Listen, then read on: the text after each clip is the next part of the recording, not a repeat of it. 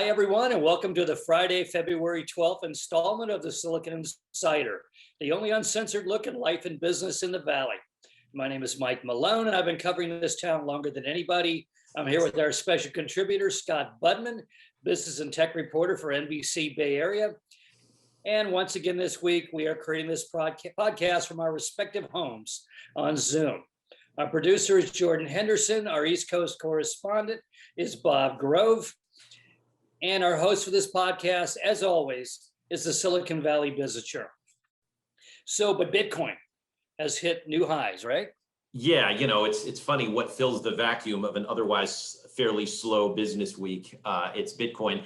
And I remember not that long ago when Bitcoin was threatening to crest 20,000 per coin. And people talked about how crazy that was and how speculative an investment it was. It'll never be a currency. So it went almost all the way back down. Now it's in the high 40s, nearly $50,000 for a single coin. And people are asking the same questions, but the people that are talking about it now are on a much different level. We've got the big banks talking about it. We've got to get into this. We've got Wall Street saying, maybe we have to recognize that this is something that's being traded on a wide level. And, even companies now, Tesla, the biggest among them, saying, not only will we take Bitcoin at some point as payment, but we're going to take $1.5 billion of our own cash now that they have finally a surplus of cash, and we're going to buy and invest in Bitcoin. And that, looking forward, causes all sorts of confusion and new questions about this coin. That's a really big play. 1.5 billion. I mean, is that the one that finally just legitimizes Bitcoin? I mean, it's not that long ago that it was just, cranks and conspiracy theorists and really wild kind of dangerous speculators. Now banks are doing it. Pretty soon 7-Eleven's going to accept Bitcoin. This is a legitimization process that has happened like overnight. It's just crazy. Yeah, and so there is a lot of legitimacy because there are ways to trade it. There are now ETFs for Bitcoin. You've got the Winklevoss twins coming in and creating these things. Companies like Tesla. The question I have is not the legitimacy in terms of an investment. It's obviously very speculative, but people are pouring their money into it. So, okay, so be it. But if you buy something with Bitcoin on any given day, you can see a fluctuation of $5,000, $6,000, $7,000 in the value of it. And so therefore, how can you really calculate it as a currency? I mean, if I buy a Tesla for Bitcoins and that gets me a $90,000 car, what if at the end of the day, it's $80,000 or $110,000? One side of the transaction is getting what seems like a much better deal in a very short period of time. Yeah, I mean, traditionally monetary arbitrage, currency arbitrage is for half a cent over the course of a day. I mean, you're playing these incredibly tight margins very fast. This is nothing like that. These are wild swings. I mean, the talk that this could be our alternative currency is kind of terrifying when you think about it. I mean, do you want that much volatility? That's like Weimar money, I mean, 1,000% inflation. I mean, really? Well, right. And that's the question. Is it inflation or deflation? Does the price go up or down that fast? And if you buy something a day before someone like Elon Musk or Jack Dorsey puts Bitcoin in their bio and it's up $5,000, are you thinking, oh man, I just overpaid, or what did I underpay? And you're right. So there's no consistency yet to the price. So there is a legitimacy to it, but I don't think it's legitimately a way to pay for anything yet because we just don't have a stable price. Yeah, I'm beginning to read stories that, Elon Musk is kind of becoming a chaotic force in our economy in a weird way. These announcements and moves that, millions of millennials follow him, and you follow his lead and drive and control the stock market for a few days. Now they're in Bitcoin, and he's creating. I actually read the other day, somebody said this could be the biggest bubble of them all. That the sheer amount of money flying around there, and bubbles ain't good. I mean, we've all been through them now, and they're not a pleasant thing. They wreak a lot of damage, and even the people that think they've, made a killing, it goes pretty fast. It disappears quickly, and they're left. We're seeing that we got protests at Robinhood, right? Did you go up and cover that? Yeah, I did. And that's talk about, Bubble, we usually talk about in a fairly significant period of time, at least months, maybe years. In the Robinhood case, it was days. I mean, even within a day, you had, hey, this is the hero company revolutionizing how we buy and sell stocks. By midday, the protesters were there saying, oh, they're cutting us off. It's censorship, et cetera. And that's a bubble with a stock, and in this case, GameStop, a couple of weeks ago, that was created really within 48, 72 hours and deflated about 72 hours later. I don't know if that quite counts as a bubble or just a quick speculative fix for some people, but some analysts have looked at the market now, and they're saying the blue chips have actually been affected by this as well, as much as 7% of the stock value. Like General Motors, those kinds of companies. And if that's the case, we really do have a kind of bubble at work right now. And it's almost hidden because it's behind the scenes. It's inflating everything. And since we're on top of it, we don't really feel that inflation, but it could pop at any second. True. I think if you look at Bitcoin or some of these acquisition company IPOs that are coming out, there's such a, to use the term, the fear of missing out on what is happening with Wall Street and even outside of Wall Street with these investments. Like, I've got to get into this. I've got to make money now. It's just an app click away. And as we've seen many times, the easier it is to part with your money, unfortunately, the easier it is to lose your money. So there's an ease now of entry, but with that should come extra caution. And I'm afraid what's coming is actually less caution when it comes to these investments. Yeah, well, we warned the kids 2 weeks ago, that this thing could just explode in their faces. And it apparently has done that for a number of young investors. I mean, at the time they said, oh, this is just my, pandemic money. I don't care if I lose it or not. But now all of a sudden there's a lot of public gnashing of teeth and weeping that, oh, gee, I was worth 30 grand last week and now it's all gone. It isn't fair, And it's fair. It's how the markets work. They go down, do a little research, put a little scholarship into it before you invest. And goodness sakes, don't invest your stimulus money or your rent money. I mean, this should be money. And this is since the beginning of time, this should be money that can be lost, that won't cause you to miss out on payments.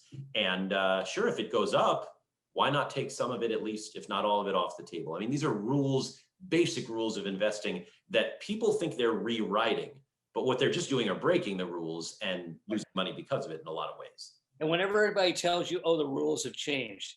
I mean, when I was running Forbes ASAP magazine in the last big bubble, or the one before that, 2000, I had my own reporters say to me, oh, Mike, you're an anachronism. The rules of business have changed. You don't have to have a profit anymore. You just need market share. And no, they got their lesson too.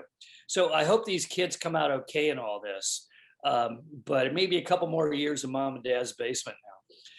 Wow, I'm sorry. Harsh.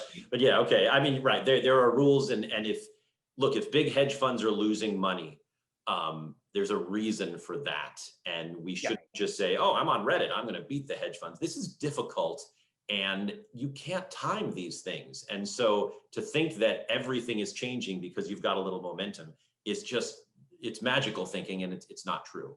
As I said before, I think it's more of a cultural change than it is an actual important economic event. I think the idea of this Army of David's idea, rushing into areas and transforming them, is our future. I think it's inevitable. Now, there's been some calls for the SEC to investigate Elon Musk's role in our economy now, that he just has so much power economically. And, there's accusations of drug abuse and manipulating markets.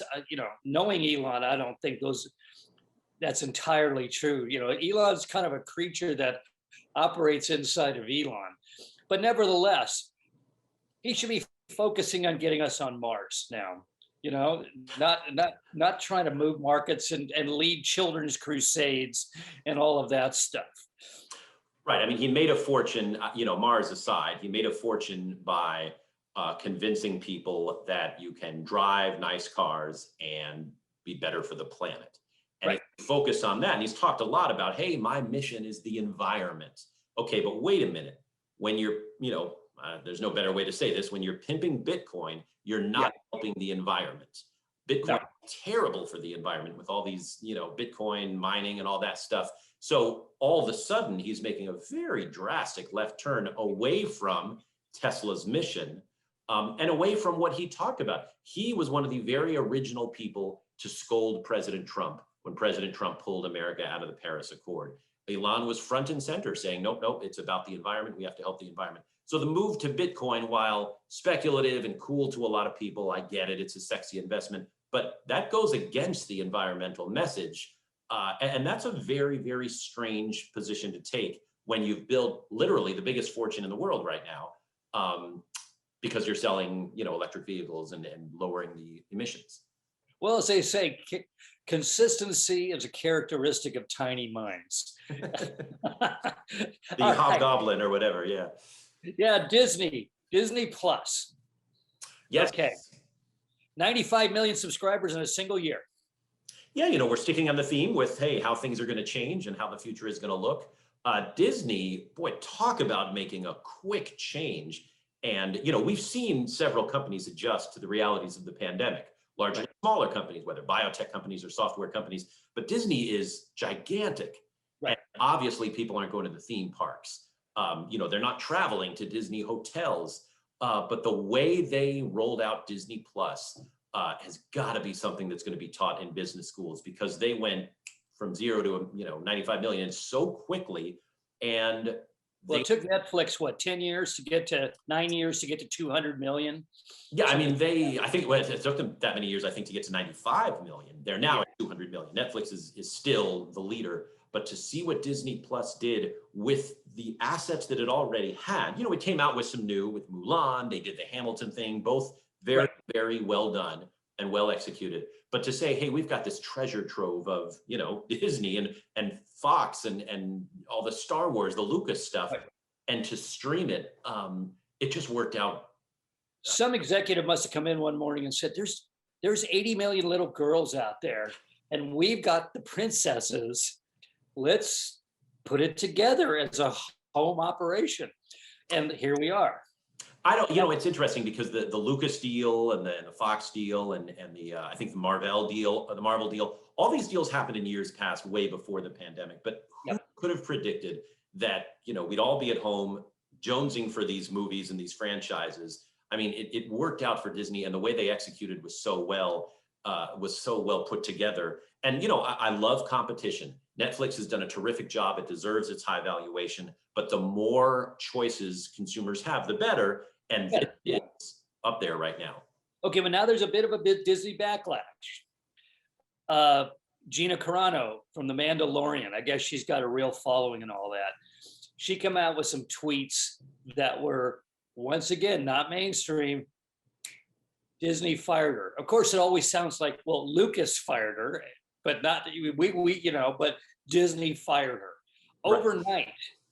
And there's all of a sudden there's a rush on Twitter now of a trend, cancel Disney Plus, which is interesting how fast both things have happened literally within hours yesterday. Yeah, I mean, this isn't the first time that let's say a famous actress has made a controversial statement. I mean, when you remember Vanessa Redgrave, these things happen, right? Right. But the speed, and you touched on that, the speed at which these things go from, okay, she's gone. Okay, now there's a movement to bring her back. Okay, the speed with which this happens. Yeah, that's between lunch and dinner, all that happens, Right, and so what are we missing? We're missing thoughtful dialogue, and we're missing the whole point. And I saw this happen. It all happened in like a day, bam, bam, bam, and so it happened so quickly. I'm not even sure why it happened, really. I have to go back and do some research on this, but I understand this is the world we live in now, and call it too quick to judge or whatever. But if you're Disney, and I think this is what you were originally getting at, you're that gigantic anyway, and you're Disney, for goodness sakes. There can't be any controversy even if it's one of your subsidiaries. There just can't. Oh yeah, but Disney's has had a lot of controversies over the last 15. They're not Walt's, Magic Kingdom anymore. This is a fairly ruthless operation. It's just so interesting. When Vanessa Redgrave years ago started making anti-Israel statements and pro-Palestinian stuff, there was an uproar. Nothing happened to her career. Nothing. She was, a legendary actress. She's still doing voiceover work in her 80s. She's fine. Now people get fired within minutes, it seems, after stating something on Twitter. First of all, why is anyone on Twitter anymore? It's a death sentence. You're basically just spinning the chambers on a revolver and holding it right here every time you do a tweet. But nevertheless, the response rate is so fast that is there even time for these organizations to contemplate the implications of what they're doing Yes, and the effect they're having on people and all that? But let me look up something real quick for you. There is certainly a reason. So, okay, Taylor Swift's Twitter account has 88 million followers. Now, this is obviously a successful recording artist, but in a day and age where it's hard to get the word out about new music, Taylor Swift can instantly tell 88 million people, I have a new song, I have a new album. And you can't put a price tag on that. You have to have a lot of zeros at the end of that price tag. That's very, very important. But you're right, that comes with a risk. What if, Lord forbid, she says something political which offends half of the country at this point? And so I don't know, because I'm not a successful recording artist or actor or anything, but how do you weigh that amazing access to your fans versus the tightrope you walk whenever you let a little bit of your personal life to those fans, which is important to do, right? And you remember the backlash briefly, like for a day or two when Taylor Swift came out with that video, which basically treated a lot of America as trailer park trash. You remember that? Well, for a long time, it was, hey, how come she's not saying anything political? And, the reason is she doesn't have to, but then she did. I think she came out quite strongly for the Biden campaign and against Trump. And what do you know? A lot of people were, hey, that's great. A lot of people were, oh my gosh, you've let us down. And that's how that goes, simply because she's a very famous person. But look, if you can reach 88 million of your people, yeah, there's something to that. All right, let's keep moving. Chip shortage. We talked about that a little bit last week, but it's real. And the semiconductor equipment manufacturers, are doing great right now because of that. Good for them. They really are. They have the toughest business in tech. And anytime I see those guys get rewarded, bless them. They work hard. It's been an interesting week. Yeah, you broke that news on this show about the shortage. What does it mean, though? Now, 7 days later, we have some ideas. We're seeing cell phone companies talk about, well, we may not be able to make our numbers. We're even seeing cars, because we know cars are now rolling smartphones essentially, so they need the chips. They may not make the numbers, even as they're transitioning to more technology, to cleaner EV type modes. And you're right. So who benefits? The chip equipment guys. All of a sudden, they're in demand front and center. And the last couple of days, you look at the stock price of, Lam Research and Applied Materials, KLA-Tencor, and wow, they're all of a sudden front and center when they are used to being sort of the background, right? I hope they sell some of their stock and park it, because they're going to need it, when all this crashes. Okay, we were talking about Apple and Hyundai. Deal is off, apparently, right. We think. But interestingly, it was Hyundai's board that apparently said no to the deal. I don't know. You're talking about one country's culture. It's very quiet. Right. And on this side, Apple, which has a very quiet culture. So I don't know that we're really going to know the details of what happened. We'll never know the truth. Yeah, and it surprised me that there were even rumors of Apple and Hyundai. Apple doesn't, work all that well with other companies, no. Other than a long relationship with, say, Intel. But Intel is Intel. It's not, a down market, for lack of a better term, company. If Apple's going to build a car, it's going to build its own car. I'll believe it when I see it. This has been a rumor more than a decade in the making. And think of what we've seen since people have been twittering about Apple's car. We've seen Tesla go from zero to a hugely popular $800 billion company. We've seen NIO in Japan come up with all these cars. We've seen Lucid, they're about to come out with cars. There are a lot of driverless EVs Yeah. out there now. Well, not only that, Apple maybe, if you really look cold-bloodedly at Apple, it's like Microsoft. It has a handful of just absolute killer products, and it's always announcing new initiatives.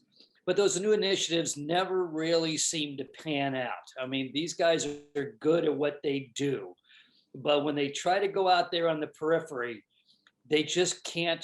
The big companies always have a problem, which is anytime you go into a new venture, you can't do it, on the cheap like it's. You have to justify it. You got to throw in huge amounts of money, but that distorts the product process, slows things down, and you end up getting beaten by the little guys consistently. And I think Apple's got a touch of that. They can make laptop computers and handheld computers and tablets and phones and all of that. But getting into medicine, who knows? Getting into autonomous vehicles, I'll wait and see. I'll believe it when I see it. It's easy for them to drop $10 billion and everybody's all excited and all that, and then just write it off 5 years later.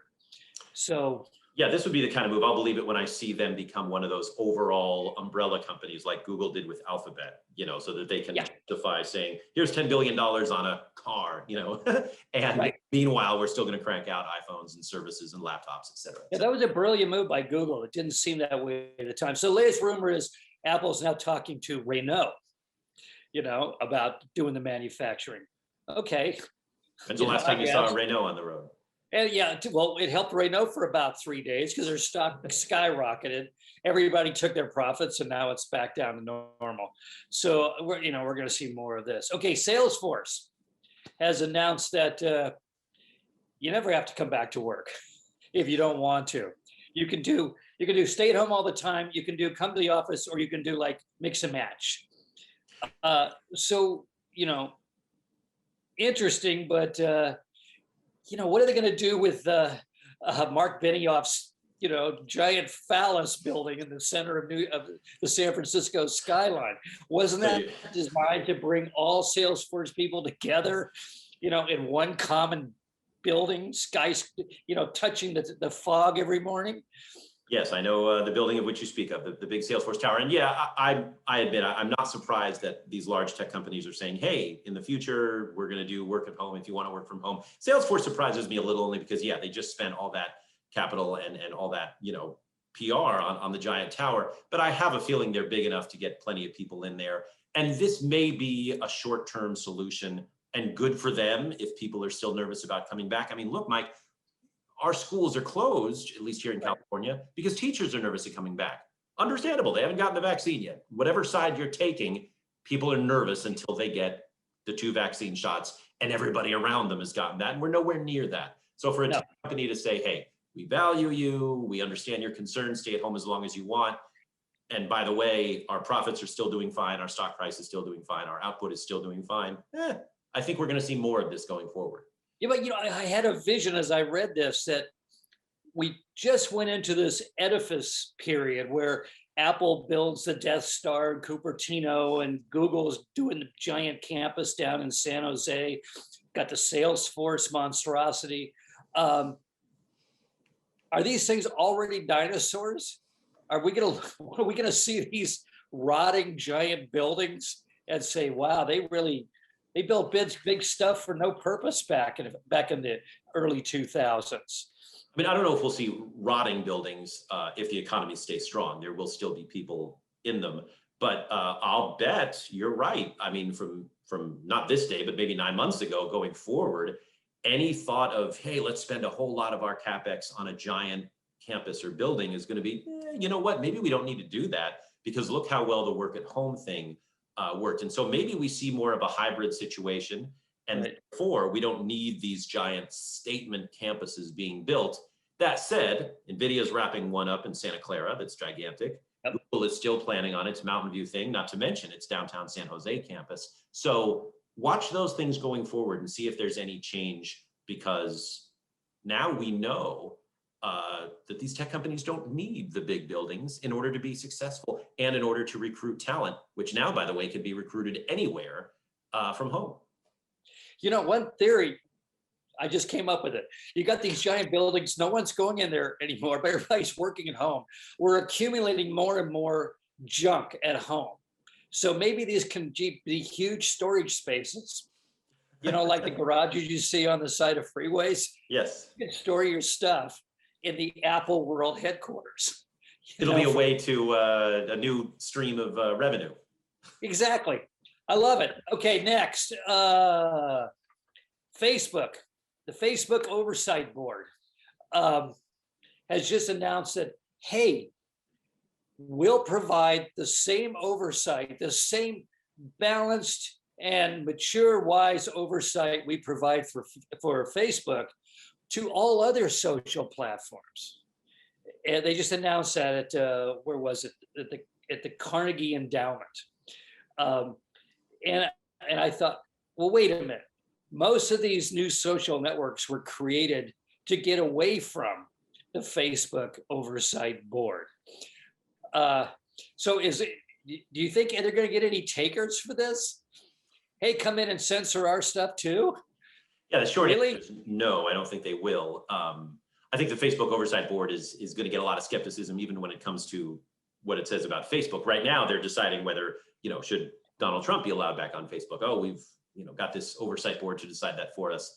I don't think the other, I'm going to go on a limb and say, I don't think the other social networks are going to welcome them in and say, hey, judge for us too. That said, many of those other social networks are admitting that they need better plans, whether it's better security or better ways to, whack-a-mole with all the things we're seeing. I just don't know that one oversight board is even a good idea. There's a reason these companies should stay independent. And this is yes. Once again, what you said, competition is good. Yeah. Okay, finally, Bumble. We have a new billionaire, the founder of Bumble. It's a dating site. It's going public. It went public, up 85% already. So as I read this, I thought, who's dating? What is dating now? How does this work? So Bumble is a little bit different from other dating sites in that it aims at women. So saying, hey, women, you make the first move.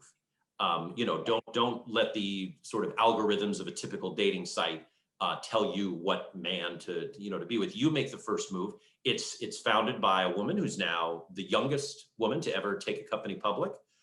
She has built this company extremely successfully and took it public successfully. And so it's got a slightly different goal. And so it is surprising to see that, wow, we're still seeing dating sites come out and we're still seeing them, with interest.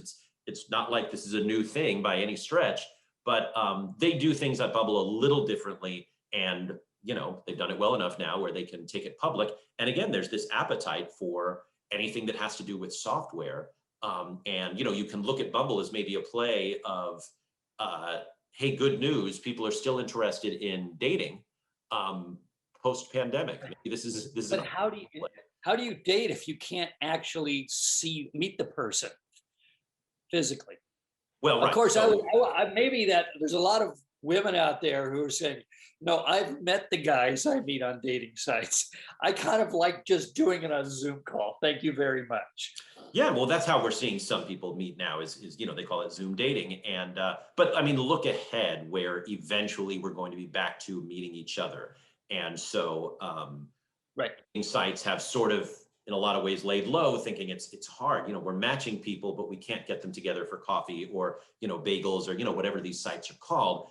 But eventually we'll get back to it. And, Bumble spent its time growing and waiting in the wings. And what a strong debut. It was just yesterday. It was Thursday. Yeah, up 85%. I guess when you put on 25 pounds during the lockdown, it's kind of good to have a medium where it's only from here up. Right. So if you're going to go on a dating site and you put on 25 pounds, get out. I've suddenly noticed a lot of people out in my neighborhood. I was walking alone for miles 6-8 months ago, and now I go out there every day and there's people. They're trying to get those pounds off. It's been a long year. Right. Maybe that's a sign of optimism too. Yeah. Okay. That's it. You can find us on the Silicon Valley Business Journal homepage, as well as on Spotify, Anchor, Google Podcasts, and Apple Podcasts. And of course, YouTube. Have a great weekend, everybody, and we'll see you next week. Bye-bye.